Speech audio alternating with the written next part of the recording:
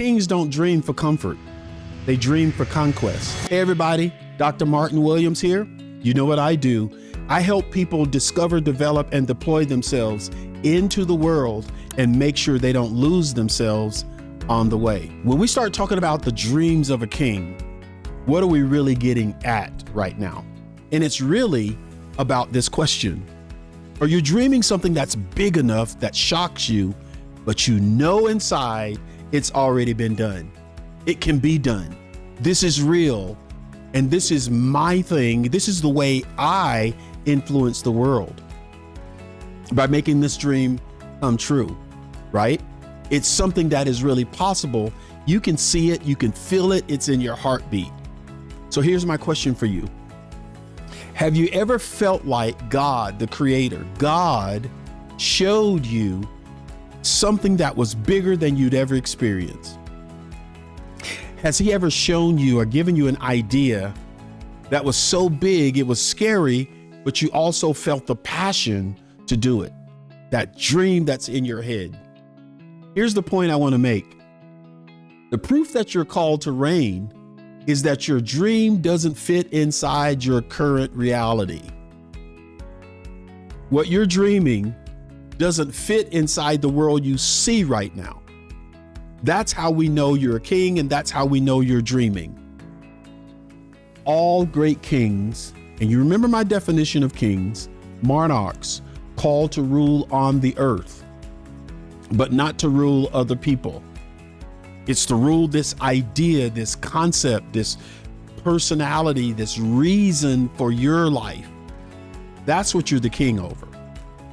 That's why this is so important, that we keep our minds about the kingdom that we rule. We're diving into this dreams of kings, the divine vision that separates rulers from followers. Are you a follower? I hear you say no. Are you a king and a ruler? I hear you saying yes.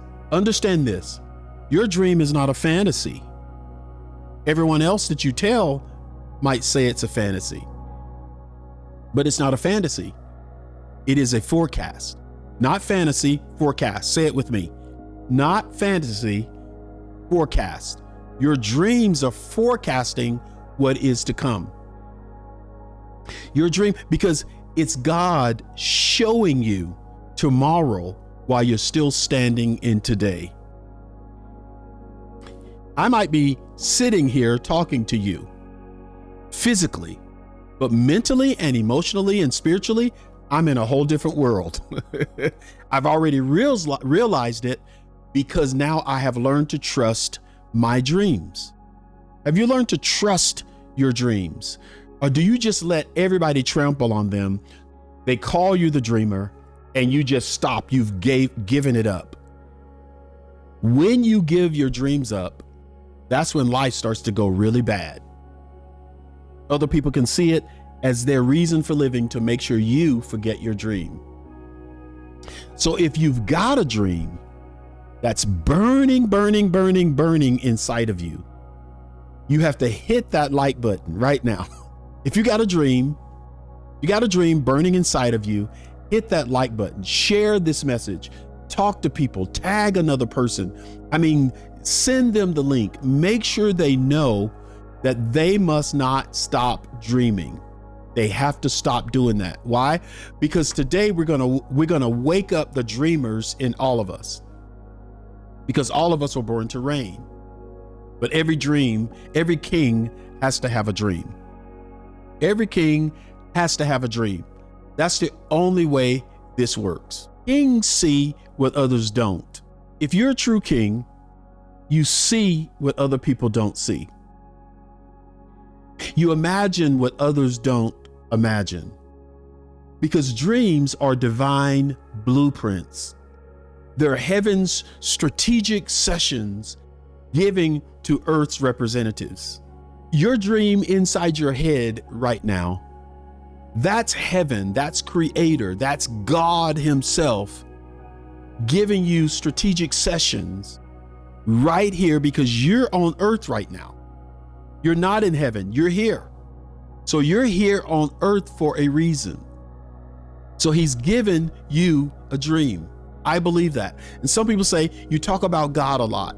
I can't avoid that. I'm not going to give up God as creator.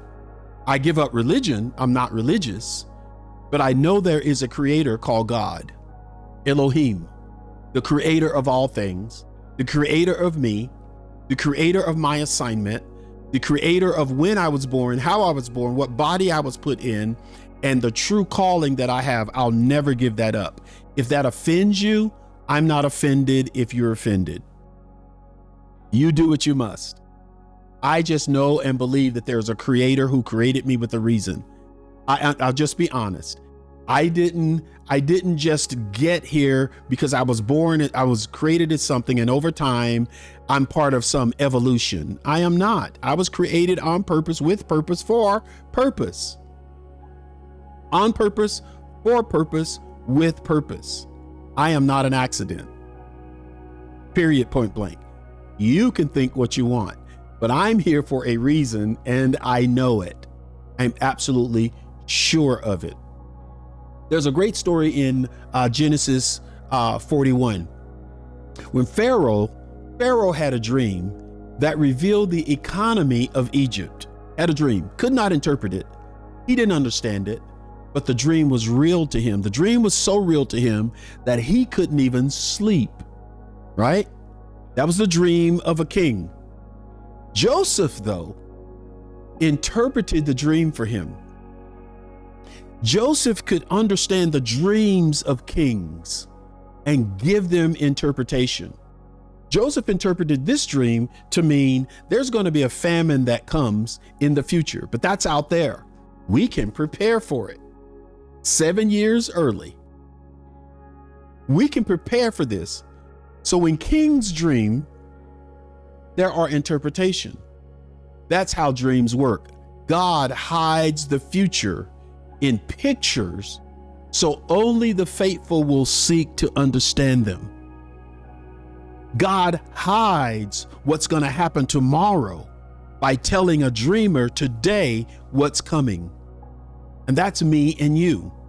We're dreaming because opportunities are coming. You're dreaming about a different day than the day you're living in because everything is about to change. So the nature of kings is dreams. The nature of every king is dreams. So let's talk about this dream.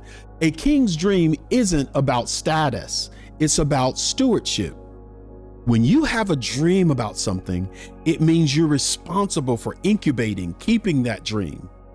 That's why I'm the Dreamkeeper. When you get a dream, you're responsible for keeping it. You're responsible for protecting it. You're responsible for interpreting it. You're responsible for implementing it. So whatever you see in your dreams, you're in charge of those. Even if it's a bad dream, it's letting you know that something inside of you can turn that bad dream into something amazing. So you have to understand the power of your dreams. I know you're also reading the book that I suggested, Dream, Desires, and Decide, and making decisions. That's what kings do. Your dream also is evidence that God trusts you with a problem worth solving. There's a problem in this world that you have been put here to solve.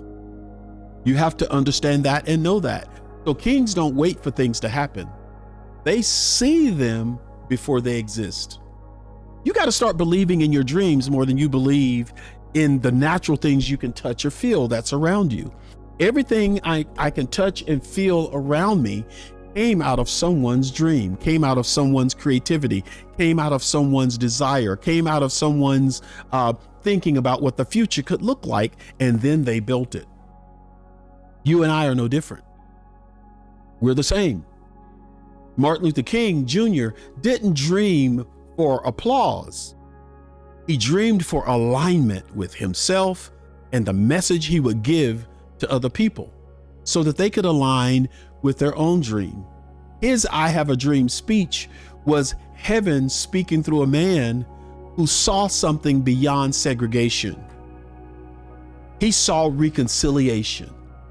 He saw people coming together instead of being divided. He saw an opportunity for greatness. He saw an opportunity for collaboration. He saw an opportunity for peace in his dream. You have the same type of power, and you must use it at the same level.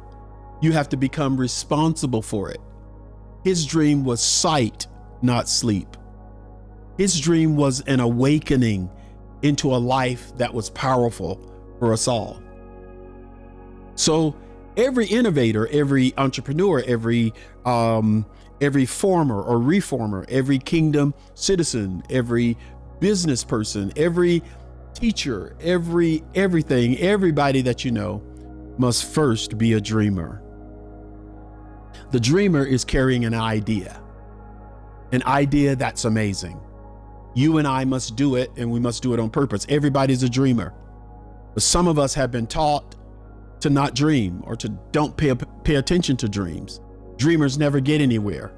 Dreamers are the only people that get someplace, because that's the foundation for you. You got to think something, see something in your future. If you can't see it, you can't sit in it. If you can't see a throne for yourself, there will never be a throne you sit on. If you can't see a crown for yourself, there will never be a crown on your head. And you can't let me or anyone else talk you out of it. Even if I don't like you, even if you don't like me, neither one of us should allow someone else to tell us how dumb, stupid, irrelevant our dreams are. We are kings. Men, women, boys, and girls, we're all kings. We're all monarchy. We're all sent here from the type and shadow of the true king, God himself. That's who we are. Here's my question for you. What has God shown you that others can't see yet? What's in your head or in your dreams that others haven't seen? No one's talking about it. No one's thinking about it quite the way you think about it.